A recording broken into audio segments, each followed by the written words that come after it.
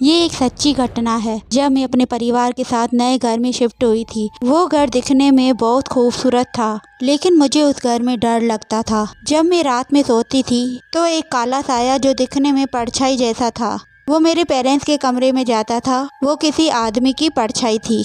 मैंने उसकी शक्ल नहीं देखी क्योंकि वह बिल्कुल काला था। उस परछाई के डर से मैं अपने कमरे का दरवाजा बंद करके सोती थी। एक रात जब मैं गहरी नींद में सो रही थी, तब मैंने महसूस किया कि कोई मुझे देख रहा है। मैं जल्दी से उठकर चारों तरफ देखने लगी। कमरे में बिल्कुल अंधेरा था। जब मेरी आंखें अंधेरे में देखने लायक हुई, पहली चीज मेरे कमरे का दरवाजा खुला हुआ था, जो मैंने सोते हुए बंद किया था। दूसरी चीज वो परछाई जो कमरे के दरवाजे पर खड़ी थी, मुझे देख रही थी। इस बार वो मेरे पेरेंट्स के कमरे में नहीं थी, बल्कि मेरे कमरे के दरवाजे के बाहर खड़ी थी। मैं डर के मारे उसकी तरफ देख भी नहीं पा रही थी। कुछ देर बाद वो पीछे पलटा और मेरे भाई के कमरे में गया। उसके बाद मुझे याद नहीं कि कब मुझे नींद आ गई। जब मैं सोकर उठी तो सब कुछ नॉर्मल था, इसलिए रात वाली बात को वहम मानकर अपने दिमाग से निकाल दी। कुछ समय बाद हम दूसरी सिटी में शिफ्ट हुए। वो घर हमने गर्मियों की छुट्टियों में घूमने के लिए छोड़ दिया। अचानक एक दिन मेरे अंकल का कॉल आया कि वो अपनी वाइफ के साथ उस घर में जा रहे हैं और हमें भी उस पुराने घर में आने के लिए कहा।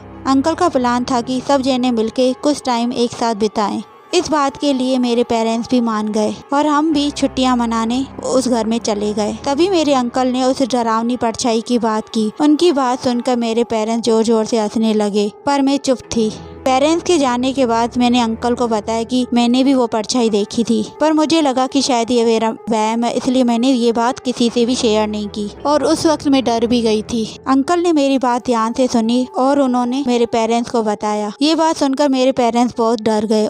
उसके बाद वो घर हमने बेचने के लिए प्रॉपर्टी डीलर को बोल दिया। उस परछाई ने कभी किसी का नुकसान नहीं किया, लेकिन वो घर आज तक नहीं बिका है। आज भी उस परछाई को याद करके डर जाती हूँ और वह मुझे कैसे घूरता था।